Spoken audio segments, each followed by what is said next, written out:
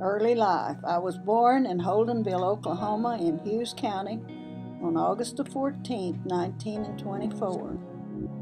I was the second in a series of 8 children. Our main foods during the Depression was peanuts, black-eyed peas, turnips, and the few other things we could get to grow.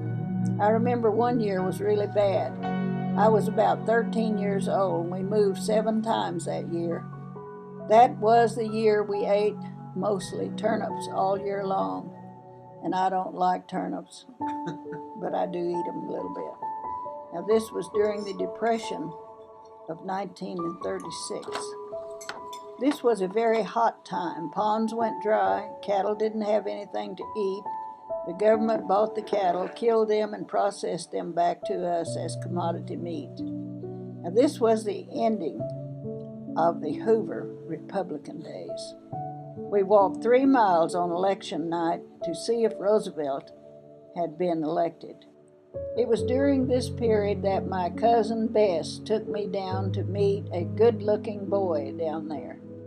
Now this good-looking Steve was unloading corn in a little shed and wouldn't come to the house to meet me. I found out later that he had a hole in the seat of his pants and didn't want me to see him that way. Sounds just like Daddy. I can't remember when we actually met first, but it was soon after the corn shed. Each spring, Steve and sometimes his brother Benny or Jeff Cato or Omer Mathis would take off to California to get rich, picking fruit and irrigating. I would watch him walk to the top of the hill and cry as he went out of sight, not to see him again until September. He would come back with lots of money in his pocket, driving the old Model A Ford with a rumble seat. He helped my daddy bale hay that year and taught me to drive that Model A. I knew that man was mine. I always knew when he was back on the mountain, even though I couldn't see him every day. I'd take off to the mailbox and Steve would meet me in the woods before I got there. Now kids, all we did was talk. We knew where Papa was at all times. It's a known fact that Papa would use a razor strap on me if he caught me talking to boys. I don't know how we kept it a secret from Papa. We decided to get married, and this was the summer Steve didn't go to California. I was 18 years and 3 days old when we took off for my wedding day. I had on my best dress, all that I had. Lavinia and I started walking up the road. I was walking a little fast and I told her, "Steve and I are going to get married today." She stopped and said, "No, I'll tell Papa." I told her, "You do and I'll whip you." I'll tell you that. At this point, we proceeded to town. We had Lavinia, Benny, Bess, Nell, Aunt Cleo, as many as that old Model A would carry. We drove to Salisaw and Steve bought me a black dress with a white collar, the prettiest dress I ever had, and black shoes with heels on them. And I dressed in the store and we headed back to Vian. Steve had the license purchased already, as any prepared groom would. We went to the Vian blacksmith shop where Mr. Self also worked as justice of the peace. We told him we were ready to get married and we had our own witnesses. So over a smoldering wagon tire, we performed the ceremony. He performed the ceremony. Steve and I rushed out before everyone, and Mr. Self said, "He forgot to pay me." So Benny came out, got the $3, and took it into Mr. Self. And after that, we headed with our crew to Black Gum Mountain, where we let them off. They walked home and broke the news to Papa and Mama. We didn't go home for 2 weeks. I guess you kids would call this our honeymoon. We're not sure how we made it, but it is remembered as a happy, happy time. We moved on to McAllister where Steve worked for a while, then came back here and house sat for Uncle Lon and Aunt Cleo. It was there that our first little bundle of joy arrived on May the 7th, 1943. Dr. Holcomb came out and delivered Maydeen, a beautiful little girl. Mama came and stayed 2 weeks. Wouldn't let me out of bed, said it will tell on you in later years. When I finally got up, I could hardly walk. When Maydeen was 3 months old, we took off to California, Steve and I, and baby Maydeen, and 12 other friends.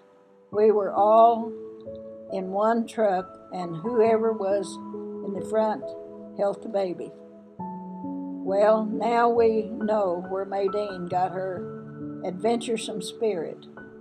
We came back to Oklahoma in the fall. We didn't have much. We were able to buy an old house and $100. It was called the Old Man Wright Place. It was here that Maydeen started toddling around. That next year, we again went to California, pregnant with Johnny, and everything I looked at made me ill. We came back to Oklahoma, and Daddy took off to Kansas to work. He came home one day before Johnny was born on February the 28th, 1945. The snow was deep. The doctor couldn't get out.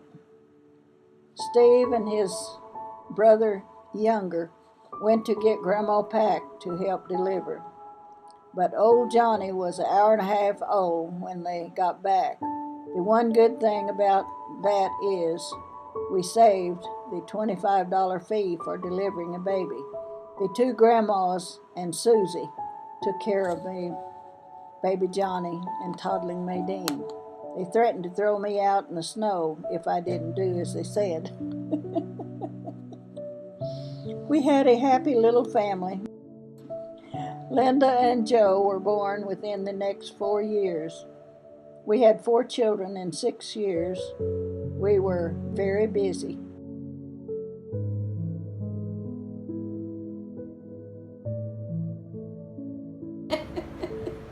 That's okay. Well, I drive along through the Richards there at Black Gum, and I see this place, and I said, "That's where we first got married." Where we met and got married. Yeah. Well, that place has been special all these years, and the rest of it's been a good place.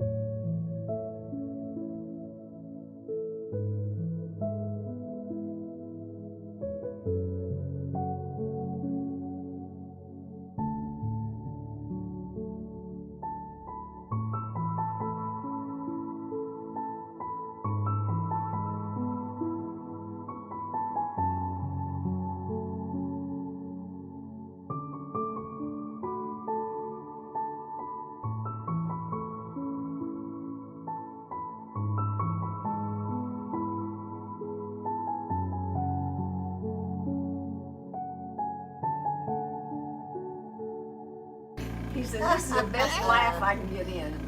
That's a fender. Mother, you got a sleeping partner. Can you hear him? Yeah. You got a sleeping Like, partner. I'm gonna get up Come on there. over.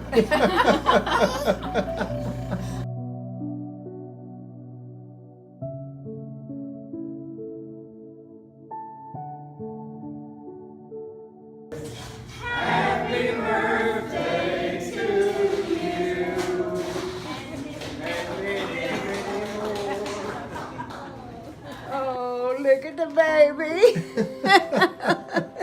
Hi, sweetheart. You're a great granny. He's pretty.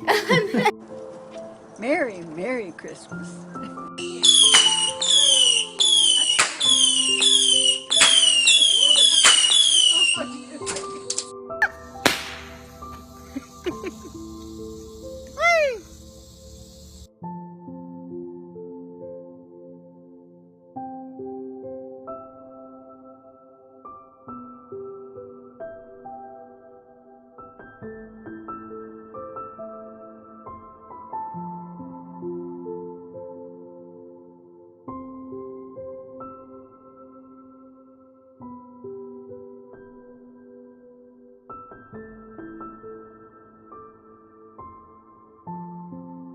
Yeah, I'll miss you.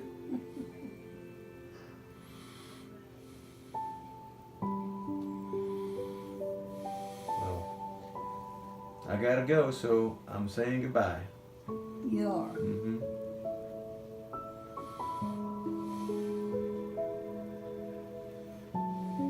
So you're going one way and I'll be going the other. Yep. Yep.